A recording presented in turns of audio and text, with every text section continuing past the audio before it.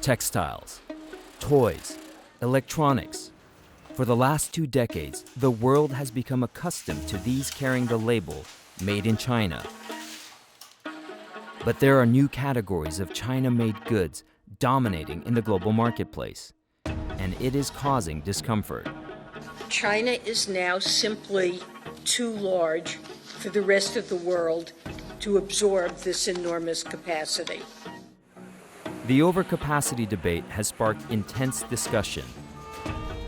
美国人他不相信你的制度比我更优越，不相信你的人比我更聪明，不相信你的教育比我更灵光，他接受不了中国在弯道超车这个事实，所以他只能去指责你 overcapacity。 Europe is also increasingly worried about the future of its high-tech industries. Nous sommes à un moment critique entre le protectionnisme américain et le risque de voir arriver sur le marché européen des produits chinois à prix cassés. When BYD is starting to sell more cars than BMW, that is going to pose problems for China and German relations. Take the electric vehicle sector. It is a crucial industry for the clean economy with a huge potential in Europe. But global markets are now flooded with cheaper Chinese electric cars. As Beijing tries to export its way out of an economic slowdown, what impact would it have on the rest of the world?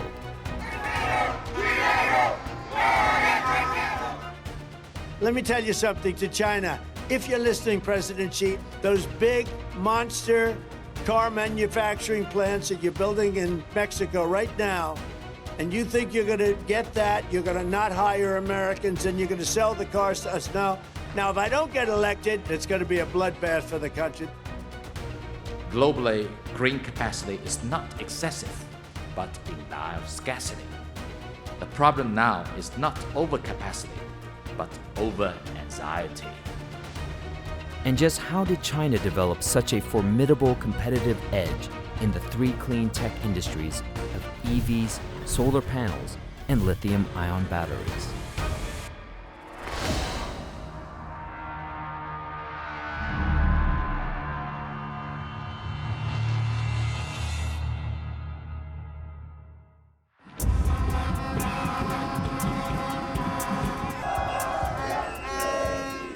On the 9th of April 2024, steel workers protested outside Chile's presidential palace to demand higher tariffs on Chinese steel imports.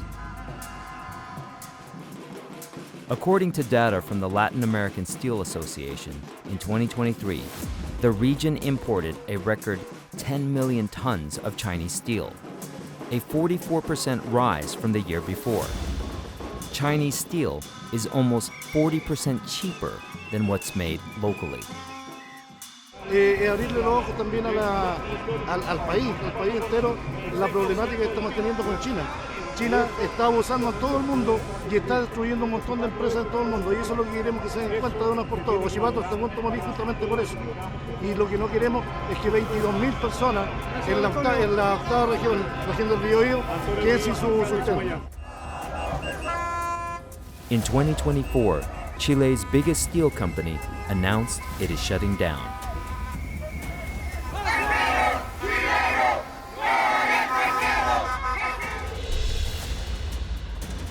Data from the World Bank shows China is the top exporter of steel when measured by quantity.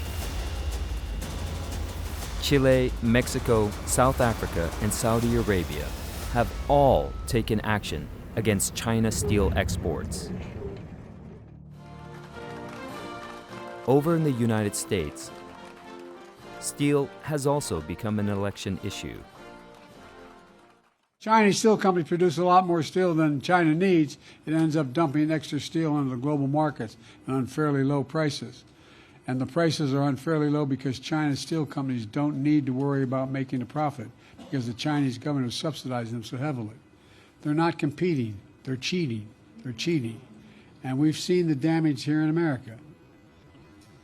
美方的有关说法完全不符合事实，损害中美经贸关系。第一，中国的钢铁行业主要立足于满足国内市场需求，没有任何刺激出口的补贴政策，且长期以来出口的比例保持在5%左右，反倒是美国为本国产业提供了数千亿美元的歧视性补贴。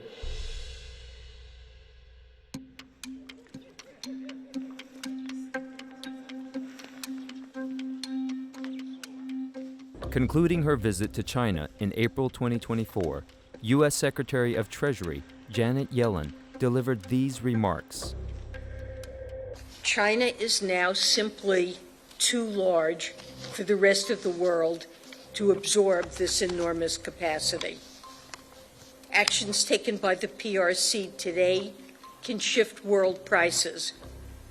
And when the global market is flooded by artificially cheap Chinese products, the viability of American and other foreign firms is put into question.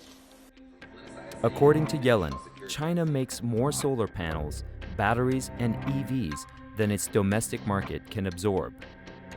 It reflects Chinese policies that place great priority on these sectors, channel support to them, enable them to continue operating even when prices drop to very low levels due to overcapacity and their firms don't exit the market.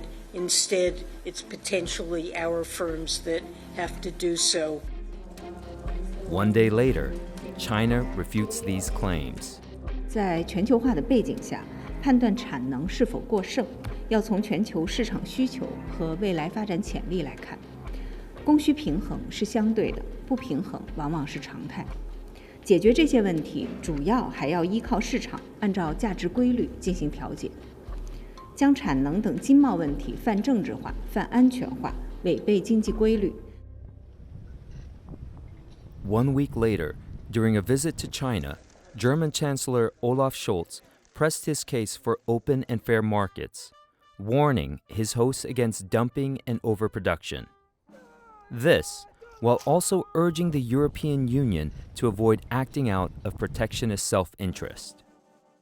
When BYD is starting to sell more cars than BMW, that is going to pose problems for China and German relations. We are committed. At the end of April, Blinken again raised the issue. Solar panels, electric vehicles, and the batteries that power them. China alone is producing more than 100% of global demand for these products, flooding markets, undermining competition, putting at risk livelihoods and businesses around the world. In early May, it was French President Macron raising the same issue during President Xi's visit to France. In response, President Xi says overcapacity does not exist. Before going any further, it's important to recall a basic economic principle, the principle of comparative advantage, which says when country A can make goods cheaper because of reasons like low-cost operations, for example, that's their advantage and they should sell it to the world. Country B should find their own comparative advantage in goods they can make better, and then they should trade. That's been the key principle guiding global trade for the last 200 years. Ever since China entered the World Trade Organization in 2001, its share of global exports has been increasing. As this dataset from the United Nations shows, China's share of the global export of goods have been climbing exponentially the last 2 decades, making it the world's undisputed export champion. Around the same time, the United States lost more than 5 million manufacturing jobs, in part due to the growing trade deficit in manufactured goods with China, Japan, Mexico, and other countries. The U.S. trade deficit with China was the largest. Let's talk about the first China shock. Now, the number here is that 5 million US manufacturing jobs were lost, and the hollowing out of manufacturing has been linked to all kinds of problems, right? Poverty, drug use, depression, But can you break down these numbers for us? How much of it is due to factories outsourcing to China, and how much of this is due to technological factors like automation, for example? What's really happened is that the China factor has accelerated a long-running trend of decreased manufacturing employment in the US. If we go back to the 1950s, 30% of the US workforce was in manufacturing. In the early 2000s, before China joined the WTO, that had already halved to 15%. So you can see these long-running trends of technology, automation, digitization, reducing manufacturing employment. And then China joins as well and accelerates this whole process. So you get a much faster loss of manufacturing jobs after China joins the WTO in 2001. And that shrinks to around 9% of total US employment, about 5 million jobs lost. I think what the China shock did is really accelerated a process that maybe would have taken 20 years normally, actually took place in around 10 years. 全球化最大的得益方是美国，是所有这个跨国公司的资本，他们在中国赚了很多钱，赚得盆满钵满，但是这些钱和利润呢，没有给他们本国的老百姓呢进行分享。Some economists refer to that first round of manufacturing job losses as the first China shock. When toys, textiles, glass, and all sorts of other straightforward manufacturing processes move to China, what US and some European leaders are concerned about is the beginning of a second China shock. And this time, it's not going to be in goods like these. The second China shock could be even larger than the first. And I think what we've got now in China is an unprecedented combination of four things. The first is 30% share of global manufacturing. The second is relatively cheap wages, even now. The third, and this is key, advanced technological capacity. And then the fourth, massive, consistent, sustained state support for these sectors. The combination of those four factors is unprecedented in history. And with that, I think we're going to get a second China trade shock, this time at the advanced manufacturing products. And that's going to put a lot of pressure now onto Europe, to Japan, to South Korea, and even again pressure onto the US. So this is a new shock that is just really beginning and is going to ripple through over the next 4, 5, 10 years. 您如何看待第二次中国冲击理论？他们这一次的这个冲击，主要是觉得你中国就应该停留在这个全球价值链的中低端，你不能迈向中高端。对于美国人来讲，还有两个不好意思说的前提条件，像华为出现了弯道超车以后，美国 National Interest 的一篇文章来反思这个问题，说中国不是搞自由资本主义啊，它的教育呢死记硬背可以的，高考可以的，但是说你搞原创，它不可能的，肯定是偷我的技术。但对欧洲呢情况不太一样，因为有一句话说，美国人不喜欢中国人，是因为中国的本身，你的出身啊，你的力量存在的本身；而欧洲人不喜欢中国人呢，是因为你的所作所为。所以欧洲人对中国电动汽车、对中国这个所谓的第二次 shock 也有这个 shock， 但呢跟美国的 shock 是不太一样的。欧洲呢，它优越感是在于欧洲中心论啊，它已经散漫、浪漫、傲慢惯了。结果呢，现在中国的给他挤压的，让你也好好的工作，让你汽车行业让你要加班加点，让你他很烦人，这影响我的生活质量了。所以呢，这个抱怨跟美国呢是有点不太一样的，但都有不同程度的 shock。美国人他们不相信你的制度比我更优越，不相信你的人比我更聪明，不相信你的教育比我更灵光，这实际上就证明他们以前对中国是有偏见的。Back in 2016, Trump ran an election campaign targeting China and won. We can't continue to allow China to rape our country. This time around, Trump is doing the same.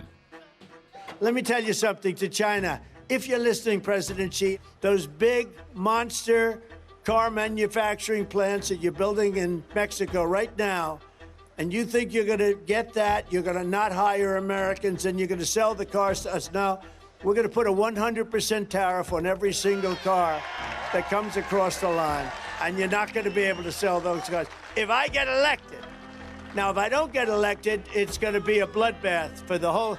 That's going to be the least of it. It's going to be a bloodbath for the country. That'll be the least of it. The China issue also features on President Biden's election campaign.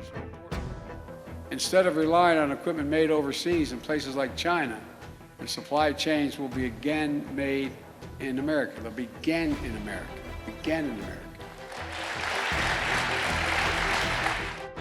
In Europe, similar concerns have arisen.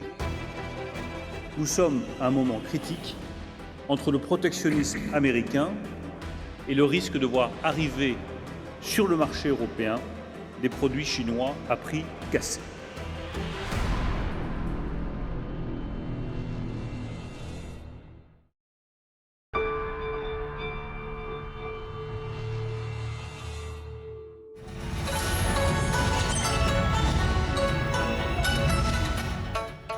Chinese automaker BYD has a lot to celebrate. In 2023, it became the world's biggest electric vehicle or EV seller, a title it claimed from US company Tesla. Those results forced Tesla to slash prices of its cars across the globe. In first quarter 2024, Tesla emerged tops again. But the competition between Tesla and BYD continues to be intense.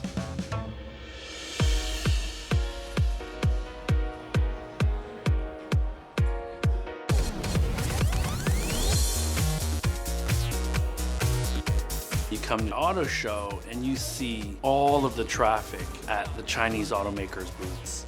I was at the Audi booth, and one of my favorite beautiful cars, the e-tron, the RS e-tron. And it took me less than 10 seconds to wait for somebody, and then I got in it myself. Then you go over to Zeekr, and they have just launched a Zeekr X, which is a small little car that I think is going to be less than 300,000 RMB, or less than $40,000 in the China market. I waited 10 minutes for this little car because there were so many people that wanted to see it. And so the management of these European automakers also saw this, and then in disbelief, they got into the vehicles themselves. They closed the door, they heard the sound, you know, that matches what they're traditionally able to do, and then looked at the technology on the instrument panel and the infotainment system, and jaws were dropped. I think there's a lot of disbelief, a lot of shock, but a bit of fear. You know, director level, manager level, now they touch, feel, see these cars, and they're like, wow, we are in trouble. China's EV dreams stretches back to 1992, when prominent China scientist Chen Shuo-sun asked the government to start work on EVs. 我们几十年以前就在布局。如果你去查钱学森，大家知道我们是两弹一星呐，当时他就觉得传统上的汽车我们竞争不过西方发达国家，我们能不能将来搞电动汽车？那个是个概念。但是到了90年代的时候徐冠华、万钢他们从德国回来，就开始，因为他们在德国工作研发这个，他觉得这个就是一条弯道超车的老路，一条新路吧。那个就是开始搞电动汽车。中国人一旦谋定这件事情，他九九为公，九国体制，就把这个事情做大了。所以就像我们英语说一句话一样的 ，If you believe, you can achieve. The Chinese government played a pivotal role in developing the EV industry. When assessing state support in China, it's important to note that you could call China a mobilization state. So when you have this objective of developing EVs or a Made in China 2025, it's not as simple as just one-off subsidies. It's a whole effort that the party state gets behind. You have cheap lending, partly funded by the PBOC. You have local governments providing land and utility deals. The trade ministry puts restrictions on competitor products being imported into China. And then even the retail investors, they see a policy signal and they're going to pile into the equities of these companies and provide with cheap financing. So it's really a whole system approach to developing and supporting these sectors. It's one that's consistently carried out for a number of years.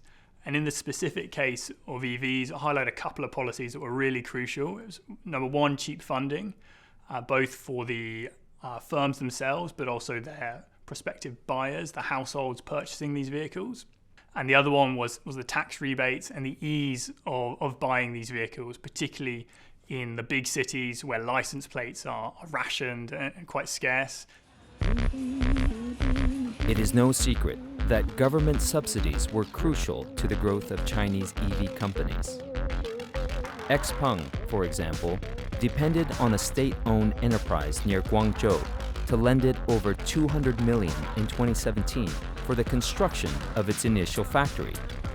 Then, the city of Wuhan helped XPeng buy land and borrow money at low interest rates for a new plant there. Now, XPeng is not only making EVs, but also pushing out cars straight out of science fiction movies. This is XPeng's electric flying car. The vehicle will first be sold in China for more than 1 million yuan, or $140,000 US. The company says buyers should be able to fly the EV in designated trial areas. In February 2021, China introduced the concept of a low-altitude economy into its national planning. Economists concerned about a second China shock often point to the forces of state planning, government subsidies, and company innovation. These flying EVs are a case in point. Governments elsewhere are pushing back. Take the electric vehicle sector. It is a crucial industry for the clean economy with a huge potential in Europe. But global markets are now flooded with cheaper Chinese electric cars. And their price is kept artificially low by huge state subsidies. This is distorting our market. So I can announce today that the Commission is launching an anti-subsidy investigation into electric vehicles coming from China.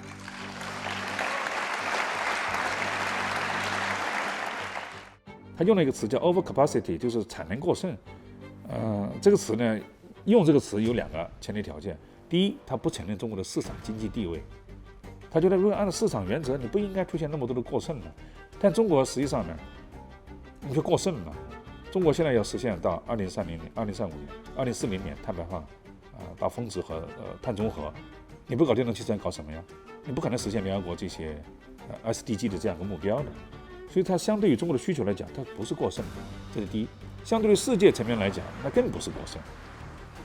只是他们说你占的比例太多了，你占60-70%了汽车行业，尤其像德国啊、在欧洲啊，包括美国，它现在就衰落了，它接受不了中国在弯道超车这个事实，所以它只能就指责你 overcapacity， 尤其是美国选举年，不是我不行啊，是他乱搞啊，他没有违反市场原则。The auto industry in Europe is a major employer, and jobs are a major hot-button issue when it comes to elections in Europe. In February 2023, carmaker Ford said it will axe 4,000 jobs in Europe. In June 2023, Swedish car parts manufacturer Autoliv said it will cut 8,000 jobs. The same month, carmaker Stellantis announced it planned to close its plant in Austria after 40 years, impacting 300 jobs. In October, Germany's Volkswagen cut 2,000 jobs. And the following month, French tire maker Michelin said it will cease operations at 3 factories in Germany by end of 2025, affecting over 1,500 jobs. The auto industry is a huge part of the European economy. Its turnover is about 7 times Europe's GDP, the European Union that is. It employs directly and indirectly about 13 million people, that's 6% of total EU employment. And also psychologically, it's a big part of the history of industrial development within Europe. So it's a massive part of the economy. And they are quite rightly worried of Chinese competition, both within Europe and globally. On the 10th of April 2024, the European Commission put out a 700-page document outlining details of what they say are distortions in the Chinese market. Do you think that we will see a trade war emerge between Europe and China, like what we've seen between China and the US? I think trade friction is inevitable. That is guaranteed. We can see it happening already. An outright trade war, I think, is less likely, mainly for two factors. The first is somewhat ideological. Europe is an open economy. It has to trade to survive. So it's less willing than the US, which is almost self-sufficient in many cases, to be isolationist. So Europe needs to stay open, it needs to trade. The second factor is, although pressure is coming from China, it is still the largest market for many European companies, for luxury goods, for vehicles, for industrial products. These European companies rely on China for a lot of revenue, a lot of profits that are reinvested within Europe. So that dependency is there to a much greater extent than what we saw in America. 您是否担心欧洲和中国之间会出现贸易战？那就像我们所看到的中国和美国之间发生这种贸易战一样。部分的或者短期内的技术层面上的贸易战是有可能的，但是像中美这样的系统性的、长久的、激烈的这种贸易战，我觉得不大可能，因为欧洲和美国的体制不一样。因为欧盟它不是一个国家，它是27个国家组成的，大量的国家还是希望跟中国做生意的。第二个来讲呢，就是欧洲呢，它只能更多的征收关税，做反补贴啊，征收关税，它的手段没有美国那么大棒那么多。美国刚才讲，美国金融霸权，动不动把这个踢出 SWIFT 系统，欧洲没那么多制裁手段。我们现在说了一句话说，放眼全球，只要中欧合作，那么这个阵营对抗就搞不起来。只要中欧坚持互利共赢，那么逆全球化就不会得势。也就是说，政治多极化和经济全球化里边，欧盟是中国现在重点争取的对象。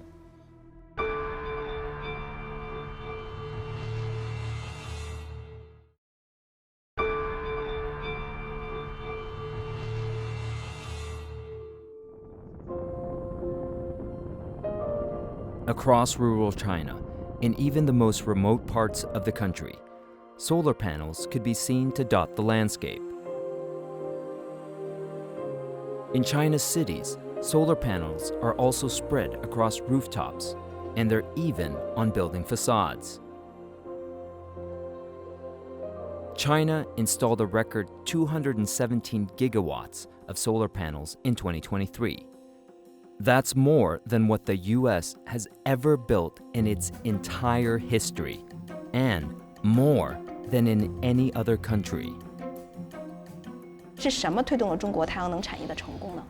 就是习主席说的那句话，现在已经是广为人知了，叫绿水青山就是金山银山。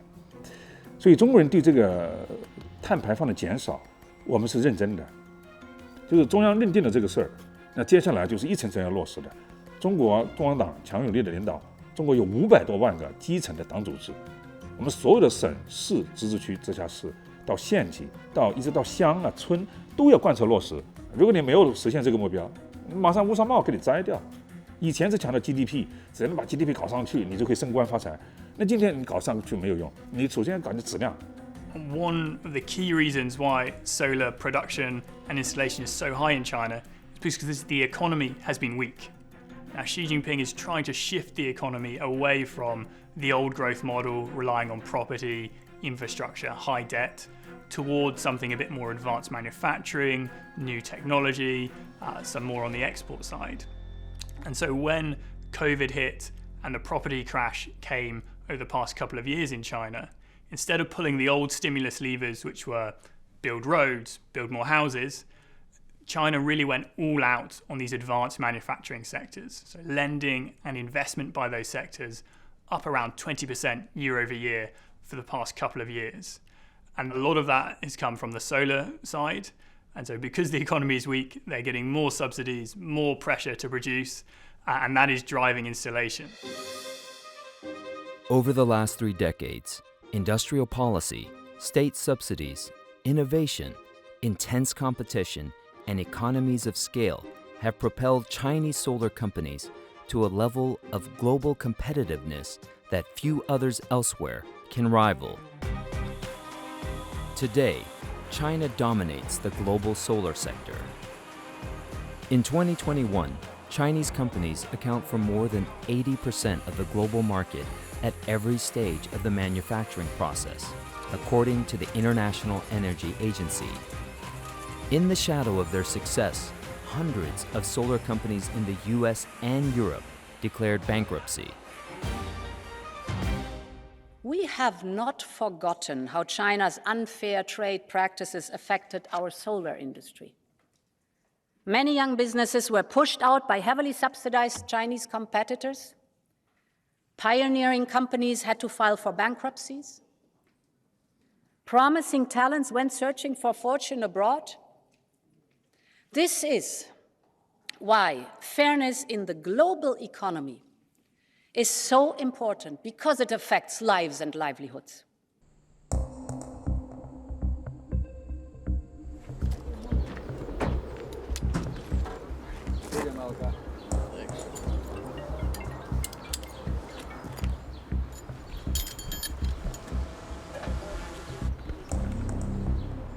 Hi, my name is Joe Mornville. I'm the president of Energy Independent Solutions.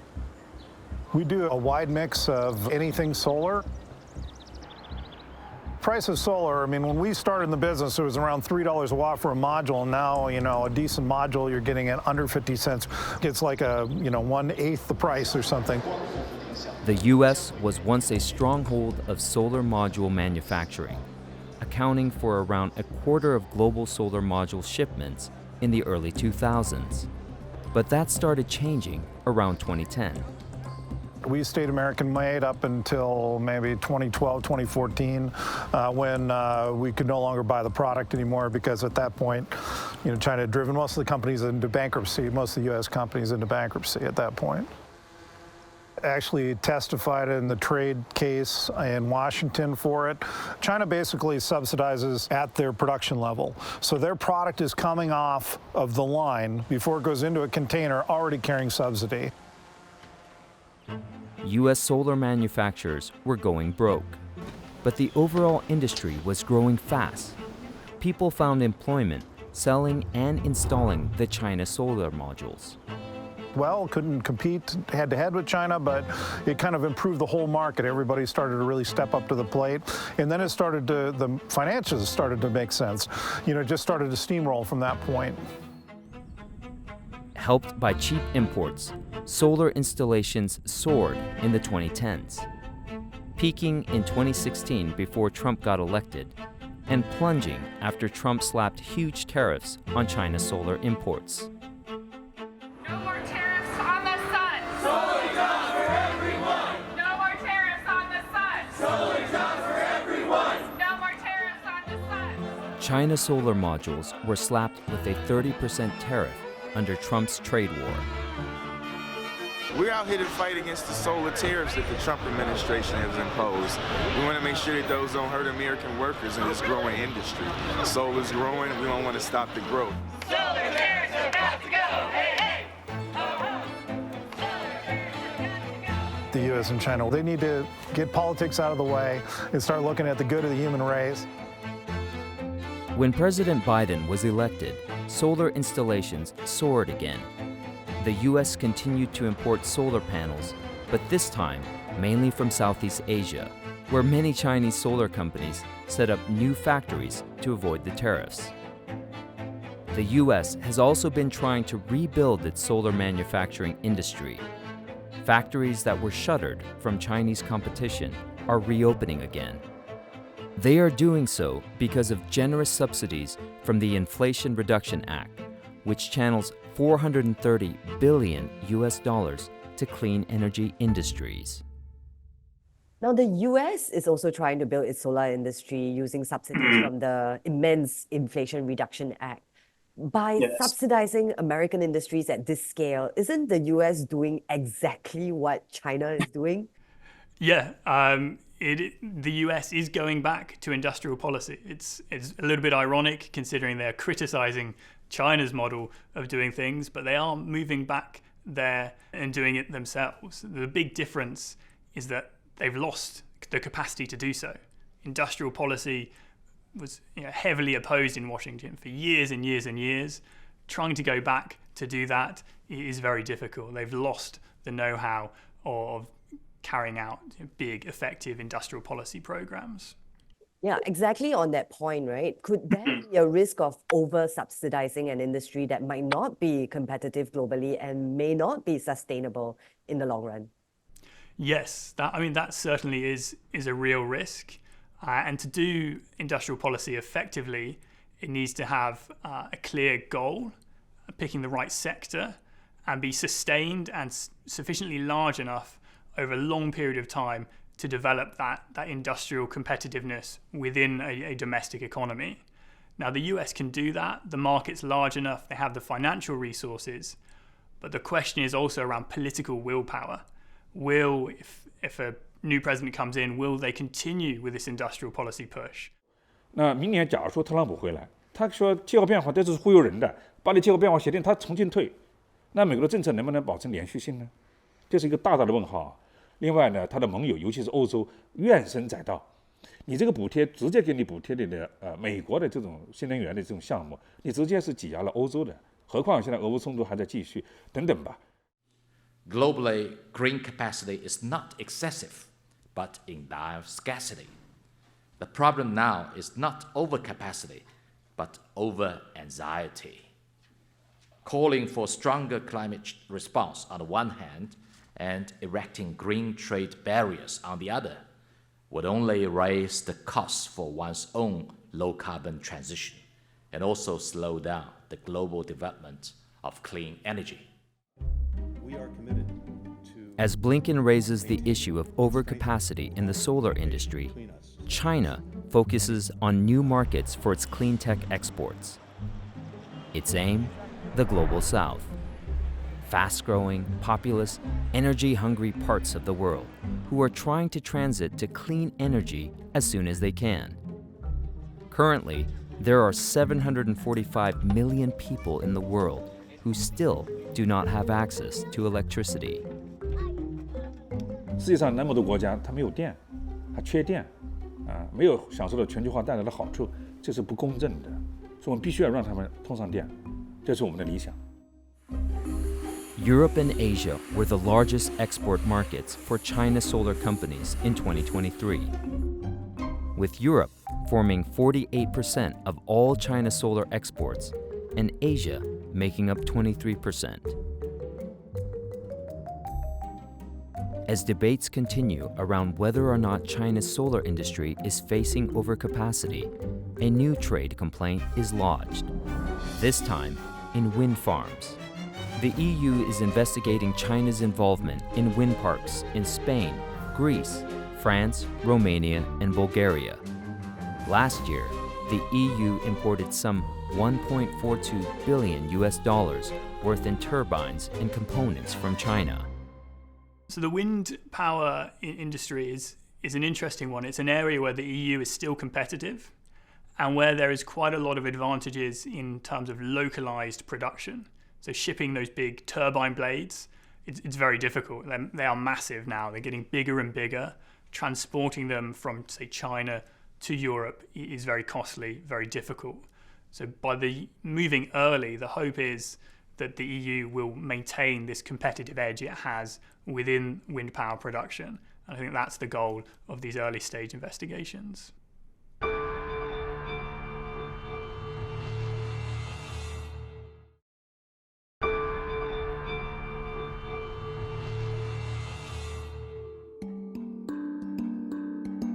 Electric vehicles, solar panels, and lithium-ion batteries. These are the three industries in which China exports dominate the global market. Debates have erupted over whether or not China has overcapacity in these three areas.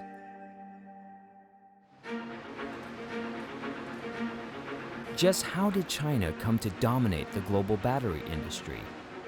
The answer lies far outside China's borders.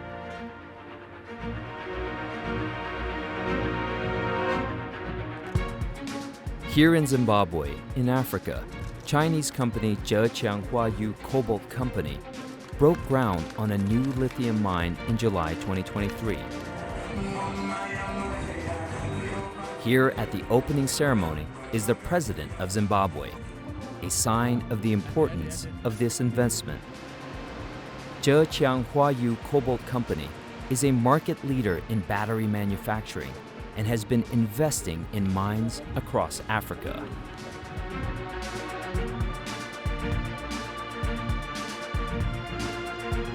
Over in South America, in the remote salt flats of Bolivia, Chinese company CATL announced in 2023 that it will invest more than $1 billion here to produce lithium carbonate used in battery production.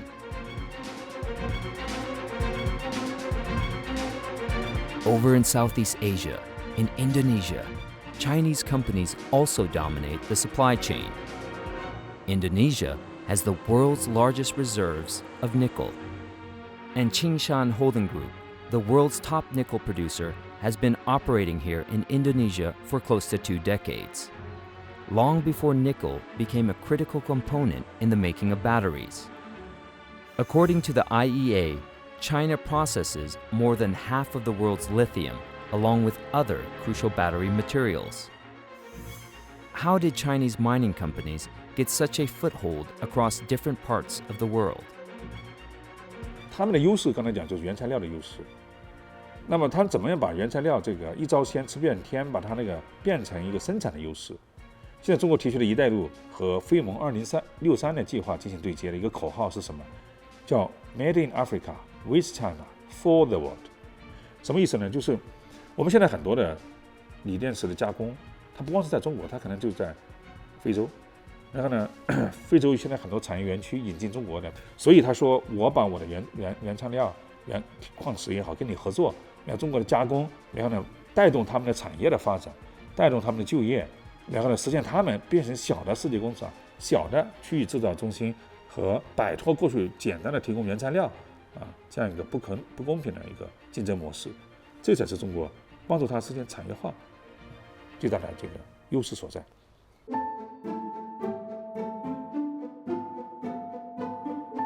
Back in China, the battery supply chain is supported with careful state planning. This is Suining in Sichuan, a city with a population of about 2.8 million people. And all the companies on the main street of Suining work on just one product: lithium batteries. Here, they make the cells, the batteries, and they even recycle the batteries. All of this happened by government design. The local government office selects the companies that complements the industrial chain they want. 通过链式的思维，我们现在是要对链条上我们的短板弱项进行一个补齐。Those battery components made in Suining support the operations of CATL, the world's largest battery maker. CATL has a plant in neighboring city Yibin. Again, a result of industrial policy. 我们希望从产业的招引、产业的培育，一直到企业服务，来在一个办公室为他们来解决落实好。The result of these coordinated efforts, from mining overseas to carefully planned supply chains, is a battery production process that is unrivaled in the world. China's battery makers have achieved unimaginable economies of scale in just over a decade. Today, more than 3/4 of lithium-ion batteries are made in China, and mainly by just 2 firms, CATL and BYD. The US and Europe have both taken steps in recent years to build up their domestic battery industries. The price tag for self-reliance will not be cheap. BNEF data suggests that Europe and US would need to spend $98 billion and $82 billion respectively on growing a local battery industry. Whether in simple toys, homeware, party accessories, or in high-tech arena of batteries, solar panels, and electric vehicles, China has managed to achieve comparative advantage in all these industries and more. Seen in the context of its long history, it is a moment of reckoning. 近代以后，中国逐步成为半殖民地、半封建社会，饱受列强欺凌、四分五裂、战乱频繁、生灵涂炭之苦。中华民族迎来了从站起来、富起来到强起来的伟大飞跃。中华民族伟大复兴进入了不可逆转的历史进程。